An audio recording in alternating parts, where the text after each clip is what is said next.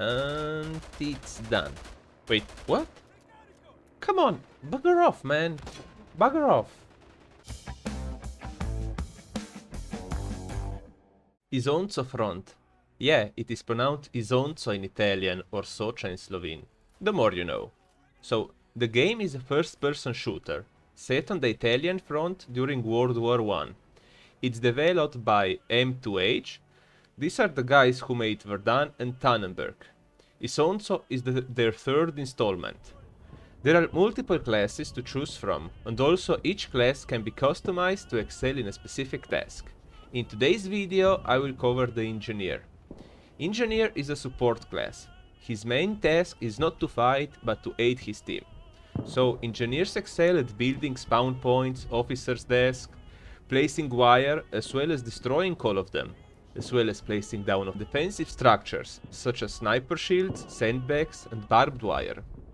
They are the only class who can build and repair heavy weapons, such as machine guns, mortars and field guns. When it comes to customization, the engineer can choose one out of 5 companies. Naturally, the higher level you are, the best options you get, at least in my opinion.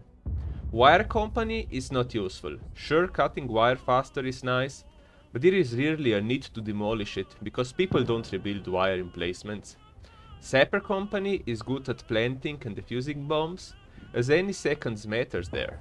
Supports company is nice, especially if you are the only one building heavy weapons as well as using mortars.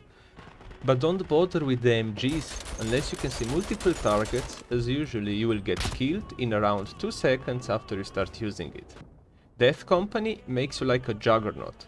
Having reduced suppression is nice, though don't forget your role. You're an engineer and not a stormtrooper. And lastly, engineer company is the most universal and practical skill you can pick. Though make sure that you pick a skill that suits your playstyle. Skills and weapons are unlocked by completing certain challenges. You can check this out in the armory. Engineers from both sides can choose from 3 different rifles. Personally, I prefer carabines because of their faster rate of fire. For the Austro-Hungarian, this is the Repetierstutzen M95, and for the Italians it is the Moschetto per Truppe Speciali Modello 91. Later on you unlock a secondary weapon slot, but first you will get a pistol, which comes in handy. Lastly, you will get a grenade. Personally, I would take the grenade once you have the faster repeating rifle, as it is capable of taking out multiple enemies in clutch moments, either defending or attacking. Like any other class, you get bandages, use them to heal your teammates. Then we have wire cutters, with which the engineer is more proficient than any other class in general. Lastly, we have the building tool / hammer thingy. As an engineer, this will be your best friend. Using it is simple. Press 3 or scroll until you get the tool. Hold down the right mouse button, this will open on the building menu. Here you can choose from 5 different structures. You get 2 different sets of barbed wires, which are to deny access or delay the enemy advance. Then you have 3 different defensive structures. 2 sandbag structures, a straight one, while the other is C-shaped. This ideally provides cover for your team, but be careful with the placement, as it can also provide cover for the enemy. And lastly, we have the sniper shield, which is a piece of metal with a hole through which you can shoot. This one is a bit tricky to place in a good spot, as firing through that hole is challenging. So let me tell you how to play an engineer properly while on an attack. When the game starts, build the officer tables, machine guns and the mortar emplacement. Placing down some rifle shields or sandbags is also a good idea. In case that you don't get to use the mortar, you should charge with your teammates when the attack starts and try to cut the wires, as you are faster than any other class. Once you breach into the enemy lines, you want to make sure that you stay there.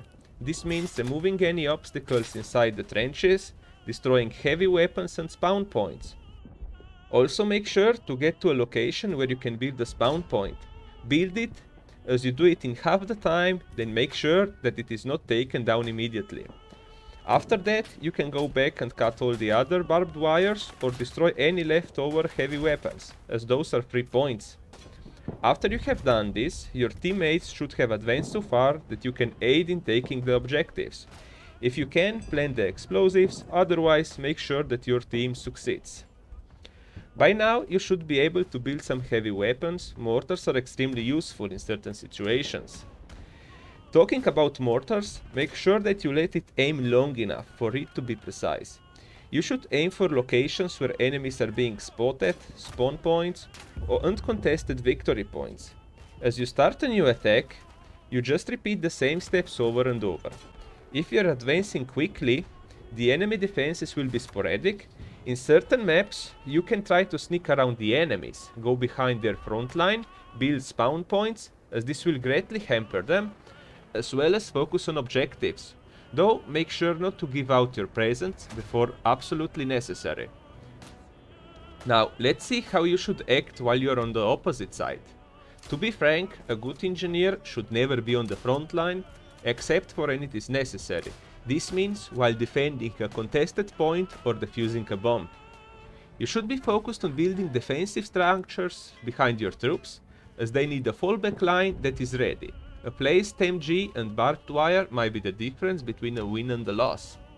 Also place down other obstacles that you can build, from sandbags near your lines and barbed wires around the breaches to which the enemy can advance through, or inside craters to negate the enemy the opportunity to use them.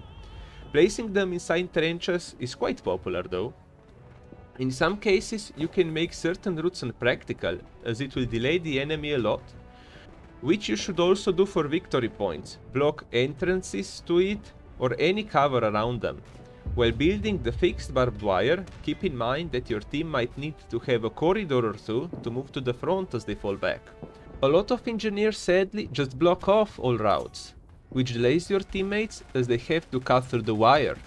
So keep one or two corridors open, ideally those that are closer to the spawn point, or the ones that lead into a trench, as it is a protected way. Sadly, some teammates will not use them and will just cut a new way through. It is annoying, but just rebuild the wire. You should seal the corridor off at the last moment, when most, if not all of your teammates are behind it. When points are contested, you should be manning a mortar and start firing as soon as your team is losing control. If there are no victory points being contested, you might shoot for spawn points, though victory points should be prioritized. One thing that you should do is check your map regularly and adapt to it. At times, you should push to a point to hold it. Sometimes you might find a lone saboteur behind your lines. You can build additional defensive emplacements on the weaker part of the front. Sometimes a mortar cooldown might be over. Sadly, an engineer cannot replenish its ammo, but a rifleman can. So it is good to switch class when you die, so that you can provide more mortar fire, as in the last stage of a battle, the engineer is hardly needed and other classes are more welcome. This is my breakdown of how an engineer should be played. Please let me know if you have found this useful. Any comments, likes, shares are welcome. Don't forget to keep your heads down or a sniper will pick you off. Until next time, Gaming Teacher out.